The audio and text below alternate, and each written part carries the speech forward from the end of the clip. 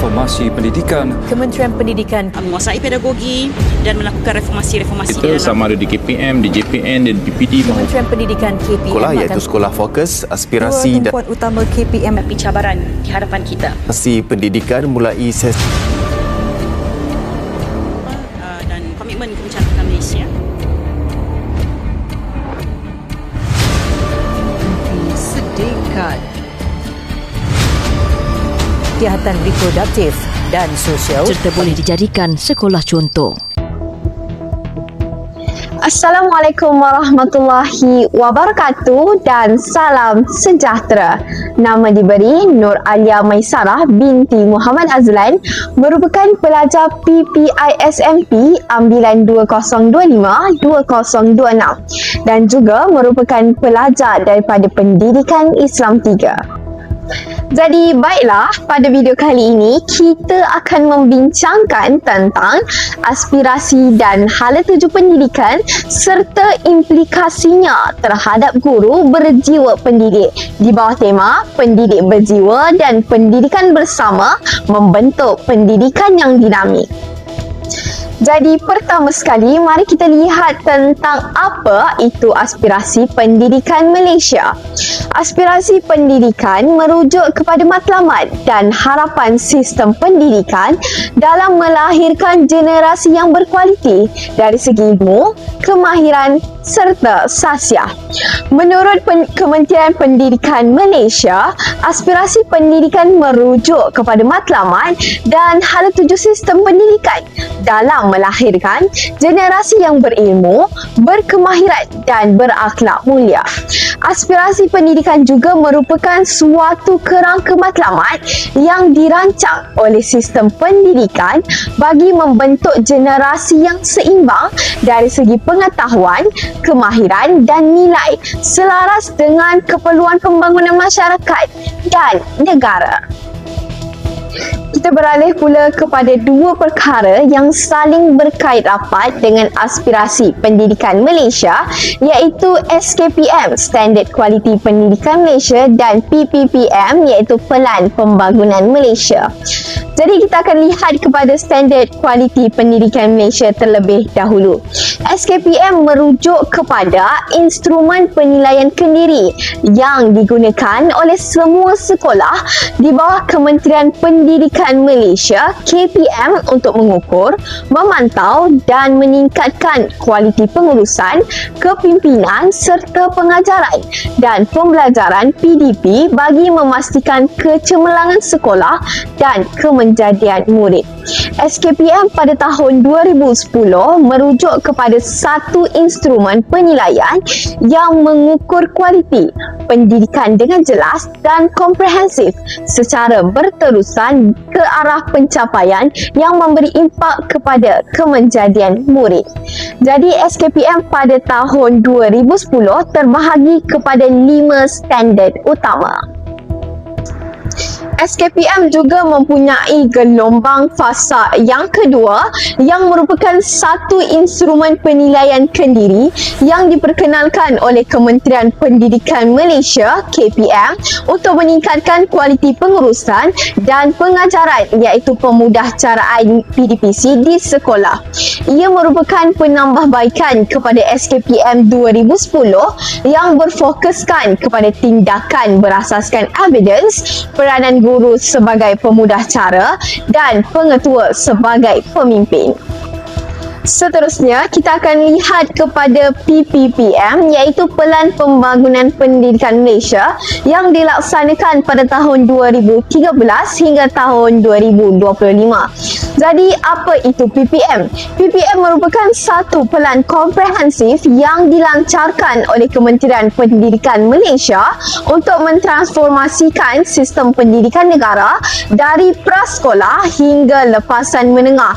PPM dilaksanakan menekan bagi meningkatkan prestasi murid sejajar dengan standard pendidikan antarabangsa, meningkatkan pandangan ibu bapa serta masyarakat terhadap dasar pendidikan negara dan mempersiapkan generasi muda Malaysia untuk menghadapi keperluan pada abad ke-21. PPPM juga mengambil kira aspirasi dan dasar dalam laporan pendidikan terdahulu seperti laporan Razak 1956 dan laporan Rahmat Talib 1960. PPPM mempunyai 3 gelombang, 5 aspirasi sistem, 6 aspirasi murid serta 11 anjakan utama. Kita akan lihat kepada 3 gelombang utama dalam pelan pembangunan Malaysia yang dimulai dengan gelombang pertama pada tahun 2013 hingga tahun 2015. Jadi gelombang pertama menumpukan kepada peningkatan kualiti pengajaran dengan meningkatkan kualiti guru sedia ada dan kepimpinan sekolah. Mereka juga memfokuskan kepada peningkatan literasi bahasa Melayu, bahasa Inggeris dan numerasi. Dan yang terakhir sekali, meningkatkan kecekapan pengurusan. Jadi pada gelombang yang kedua, iaitu pada tahun 2016 hingga tahun 2020, mereka mempercepatkan perubahan struktur dan kurikulum pendidikan serta memfokuskan kepada pelaksanaan inisiatif yang lebih menyeluruh untuk meningkatkan kualiti pendidikan secara keseluruhan. Yang terakhir sekali pada gelombang yang ketiga, iaitu pada tahun 2021 hingga tahun 2025, mereka memberikan fokus kepada peningkatan keluasan operasi dan autonomi sekolah serta mengutamakan pengurusan berasaskan prestasi dan kecemerlangan sekolah serta guru, dan yang terakhir sekali, peralihan ke arah sistem yang lebih fleksibel dan inovatif.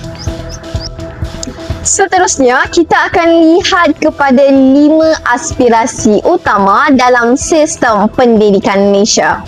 Aspirasi sistem pendidikan Malaysia dirangka bagi memastikan sistem pendidikan mampu melahirkan generasi yang berilmu, berkemahiran serta mempunyai nilai moral yang tinggi selaras dengan keperluan pembangunan negara. Jadi, 5 aspirasi utama dalam sistem pendidikan. Yang pertama ialah akses pendidikan, yang kedua kualiti pendidikan, yang ketiga equity pendidikan, yang keempat perpaduan, dan yang terakhir sekali adalah kecekapan sistem. Jadi aspirasi pendidikan Malaysia yang pertama iaitu akses pendidikan. 100% enrolment merentas semua peringkat pendidikan daripada prasekolah hingga menengah atas menjelang tahun 2020. Aspirasi akses kepada pendidikan menekankan bahawa setiap kanak-kanak perlu diberikan peluang yang sama untuk mendapatkan pendidikan tanpa mengira latar belakang sosial, ekonomi atau lokasi tempat tinggal. Usaha ini penting bagi memastikan semua murid dapat mengikuti pendidikan secara menyeluruh daripada peringkat awal hingga menengah. Seterusnya, aspirasi yang kedua adalah kualiti pendidikan. Menempatkan Malaysia dalam kelompok sepertiga teratas dalam pentaksiran antarabangsa seperti PISA dan TIMSS dalam tempoh 15 tahun.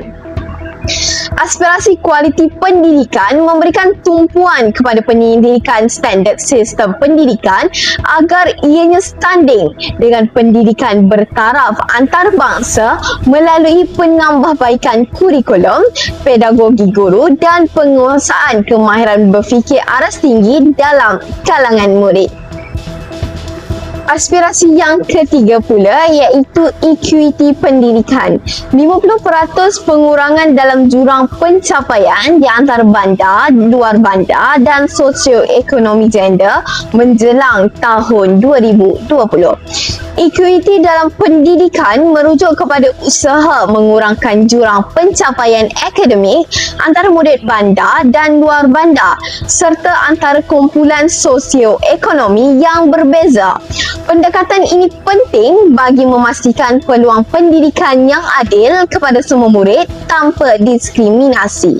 Dan aspirasi yang keempat pula iaitu perpaduan. Sistem pendidikan yang memupuk semangat perpaduan melalui perkongsian nilai, pengalaman dan aspirasi yang sama dalam kalangan murid. Pendidikan memainkan peranan penting dalam memupuk perpaduan dalam kalangan masyarakat yang berbilang kaum melalui interaksi sosial, aktiviti ko-kurikulam dan pembelajaran yang menekankan nilai toleransi serta saling menghormati antara budaya. Aspirasi pendidikan yang terakhir iaitu kecekapan. Memaksimumkan keberhasilan murid mengikut peruntukan kewangan yang sedia ada melalui peningkatan kecekapan sistem. Kecekapan sistem pendidikan merujuk kepada sumber pendidikan secara optimum bagi memastikan sistem pendidikan dapat berfungsi secara berkesan serta menghasilkan keberhasilan murid yang lebih baik. Jadi sebentar tadi kita telah lihat 5 aspirasi sistem pendidikan. Kita beralih pula kepada 6 aspirasi murid yang sebenarnya diperkenalkan bagi membentuk pelajar yang seimbang dari segi pengetahuan, kemahiran berfikir, kepimpinan diri bahasa, etika serta identiti sosial agar mereka mampu menghadapi cabaran global pada masa hadapan. Jadi 6 aspirasi utama murid. Yang pertama adalah pengetahuan, yang kedua kemahiran berfikir, ketiga kemahiran memimpin, keempat diri bahasa, yang kelima etika dan kerohanian serta yang terakhir sekali iaitu identiti. Jadi aspirasi murid yang pertama adalah pengetahuan. Murid hendaklah menguasai kemahiran literasi dan numerasi serta ilmu sains dan matematik. Aspirasi pengetahuan menekankan bahawa kepentingan penguasaan ilmu asas dalam pelbagai bidang seperti bahasa, sains dan matematik bagi membolehkan murid memahami dunia sekeliling serta membina asas pembelajaran sepanjang hayat. Aspirasi yang kedua adalah melibatkan kemahiran berfikir. Setiap murid perlu menguasai kemahiran kognitif seperti penaklukan, pemikiran kritis, kreatif dan inovatif serta menerapkan pembelajaran sepanjang hayat. Kemahiran berfikir melibatkan keupayaan murid untuk berfikir secara kritis dan kreatif dalam menyelesaikan masalah serta membuat keputusan yang rasional dalam kehidupan. Aspirasi yang ketiga adalah melibatkan kemahiran memimpin. Murid dipupuk untuk memimpin melalui keusahawanan, berdaya tahan dan kecerdasan emosi dalam pasukan. Kemahiran kepimpinan membantu murid mengembangkan potensi untuk bekerja dalam kumpulan, membuat keputusan dan mempengaruhi orang lain secara positif dalam pelbagai situasi. Yang keempat adalah kemahiran diri bahasa. Setiap murid akan menguasai bahasa Malaysia sebagai bahasa kebangsaan dan bahasa Inggeris sebagai bahasa komunikasi antarabangsa pada tahap minima. Penguasaan diri bahasa membolehkan murid berkomunikasi dengan berkesan dalam bahasa Melayu dan bahasa Inggeris serta meningkatkan keupayaan mereka untuk bersaing dalam persekitaran global. Yang kelima adalah etika dan kerohanian. Murid menerapkan nilai murni, moral yang tinggi, kerohanian untuk menjadi insan yang lebih manusiawi dan bertanggungjawab. Aspirasi ini menekankan pembentukan sasiah serta nilai moral dalam diri murid supaya mereka menjadi individu yang berakhlak mulia dan bertanggungjawab dalam masyarakat. Dan yang terakhir sekali adalah identiti nasional. memupuk semangat patriotism, perasaan tidak berbelah bahagi terhadap negara dan jati diri kukuh sebagai rakyat Malaysia. Identiti nasional merujuk kepada pembentukan jati diri serta semangat patriotism dalam kalangan murid agar mereka menghargai sejarah, budaya dan warisan negara. Seterusnya, kita akan lihat pula kepada 11 anjakan pelan pembangunan Malaysia. Yang pertama, menyediakan kesamarataan akses kepada pendidikan berkualiti bertaraf antarabangsa. Yang kedua, memastikan setiap murid profesion dalam bahasa Malaysia dan bahasa Inggeris. Yang kedua, melahirkan rakyat Malaysia yang menghayati nilai. Seterusnya, mentransformasikan profesion keguruan menjadi profesion pilihan, memastikan kepimpinan berprestasi tinggi ditempatkan di setiap sekolah, mengupayakan JPN, PPD dan sekolah untuk menyediakan penyelesaian khusus berasaskan keperluan, memanfaatkan ICT bagi meningkatkan kualiti pembelajaran di Malaysia, mentransformasikan kebolehan dan keupayaan penyampaian kementerian, bekerjasama dengan ibu bapa, komuniti dan sektor swasta secara meluas, memaksimumkan keberhasilan murid bagi setiap ringgit yang dibelanjakan, dan yang terakhir sekali, meningkatkan ketelusan untuk accountability awam secara langsung. Seterusnya, kita akan beralih pula kepada hala 7 pendidikan. Haluan negara ketika ini adalah sains, matematik, kejuruteraan dan teknologi, pendidikan latihan teknikal dan vocational TVET, bahasa Inggeris dan digital. Jadi marilah kita semua memberikan sepenuh sokongan untuk memperkukuhkan ekosistem kita, khususnya hala 7 negara yang 4 ini, supaya kita dapat bersama-sama memperkukuhkan lagi pendidikan kita. Mari kita lihat kepada aspek yang pertama, iaitu sains. Sains, matematik, kejuruteraan dan teknologi. STEM diberikan penekanan kerana bidang ini berkait rapat dengan perkembangan teknologi dan inovasi negara. Melalui pendidikan STEM, murid didedahkan dengan kemahiran berfikir secara kritis, menyelesaikan masalah dan mencipta inovasi baharu. Contohnya, murid belajar mengaplikasikan konsep sains dan matematik untuk menghasilkan projek seperti robot, aplikasi digital atau penyelesaian kepada masalah harian. Penekanan kepada STEM juga bertujuan untuk melahirkan lebih ramai tenaga pakar dalam bidang teknologi, kejuruteraan dan sains supaya negara mampu bersaing dalam ekonomi berasaskan pengetahuan.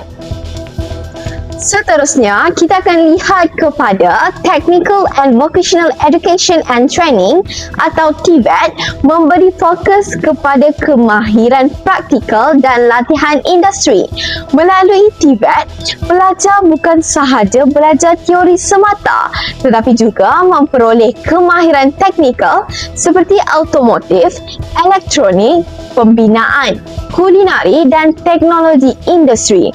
Pendekatan ini membantu melahirkan tenaga kerja mahir yang sangat diperlukan dalam sektor industri. Selain itu, TVET juga membuka peluang kepada pelajar untuk terus memasuki alam pekerjaan atau menjadi usahawan selepas tamat pengajian. Seterusnya, kita lihat pula kepada penguasaan bahasa Inggeris. Bahasa Inggeris dianggap sebagai bahasa antarabangsa yang penting dalam bidang ilmu, teknologi dan komunikasi global. Oleh itu, penguasaan bahasa ini perlu diperkukuhkan supaya pelajar mampu mengakses pelbagai sumber ilmu, berkomunikasi di peringkat antarabangsa serta meningkatkan kebolehpasaran dalam dunia pekerjaan.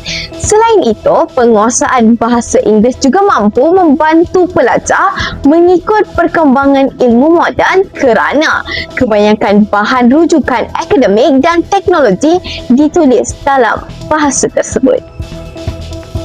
Yang terakhir sekali adalah pendigitalan pendidikan. Transformasi digital dalam pendidikan semakin penting selari dengan perkembangan teknologi.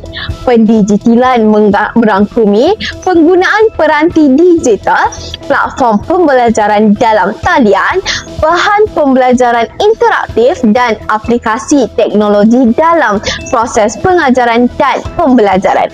Melalui pendekatan ini, pembelajaran menjadi lebih fleksibel, kreatif dan berpusatkan murid. Di samping itu, kemahiran digital juga seperti literasi teknologi, penggunaan data dan keselamatan cyber juga dapat dipupuk dalam kalangan pelajar bagi menghadapi era revolusi industri 4.0. Baiklah, sebentar tadi telah kita lihat tentang aspirasi dan hala tuju pendidikan. Maka dengan itu sekarang kita akan lihat tentang implikasi terhadap guru berjiwa pendidik. Apa itu yang dimaksudkan dengan guru berjiwa pendidik? Guru berjiwa pendidik merupakan seorang guru yang mempunyai sikap ikhlas, komitmen yang tinggi dan rasa bertanggungjawab yang mendalam dalam mendidik murid. Bukan sekadar mengajar untuk menyampaikan ilmu semata, tetapi juga membimbing dan membentuk sasiah murid. Jadi mari kita lihat apakah ciri-ciri bagi guru berjiwa pendidik. Yang pertama adalah kasih sayang dan empati. Seorang guru hendaklah mendidik dengan penuh kasih sayang, memahami keperluan murid dan mewujudkan suasana pembelajaran yang sangat kondusif. Yang kedua adalah kompeten dan profesional. Seorang guru hendaklah menguasai ilmu, berkemahiran dalam pedagogi serta sentiasa ingin meningkatkan potensi murid agar dapat menjadi seorang guru yang berkualiti. Yang ketiga adalah suri teladan ataupun role model. Seorang guru hendaklah menunjukkan akhlak mulia di atas dan menjadi contoh ikutan kepada pelajar. Seterusnya, seorang guru juga hendaklah mempunyai sikap bertanggungjawab dan amanah. Guru hendaklah menjalankan tugas mendidik dengan penuh dedikasi tanpa sebarang keluhan ataupun arahan. Dan yang terakhir sekali adalah sabar dan positif. Seorang guru hendaklah mempunyai sifat penyabar dalam melayan karena pelajar dan berfikiran positif untuk menceriakan suasana kelas. Seterusnya, kita akan lihat pula kepada implikasi terhadap guru berjiwa pendidik. Yang pertama sekali, kita dapat lihat guru menjadi pemupuk perpaduan dan pembina negara bangsa. Guru berjiwa pendidik berperanan memupuk semangat perpaduan dalam kalangan murid yang terdiri daripada pelbagai kaum dan latar belakang. Menurut Fadlina Siddiq, guru merupakan ejen perpaduan yang berperanan menerapkan semangat cinta akan negara serta nilai kebersamaan dalam kalangan generasi muda melalui pendidikan di sekolah. Oleh itu, guru bukan sahaja menyampaikan ilmu tetapi turut membentuk identiti nasional dan semangat patriotisme dalam diri murid.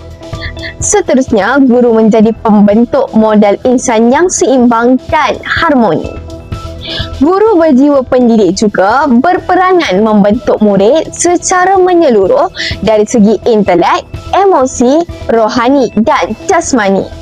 Hal ini selari dengan matlamat Pelan Pembangunan Pendidikan Malaysia pada tahun 2013 hingga tahun 2025 yang menekankan pembangunan murid secara holistik bagi melahirkan individu yang berpengetahuan, berkemahiran dan berakhlak mulia. Guru perlu membimbing murid bukan sahaja dalam pencapaian akademik tetapi juga dalam pembentukan sasiah dan nilai murni. Yang terakhir sekali adalah mempertingkatkan kemampuan profesional.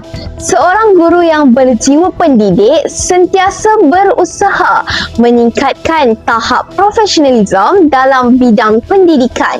Menurut Kementerian Pendidikan Malaysia, guru perlu tegas meningkatkan kemahiran pedagogi dan pengetahuan melalui latihan profesional agar mampu menyesuaikan diri dengan perubahan dalam sistem pendidikan serta keperluan pembelajaran pada abad ke-21. Jadi itu sahaja daripada saya. Sekian wabillahi taufiq wal hidayah. Assalamualaikum warahmatullahi wabarakatuh.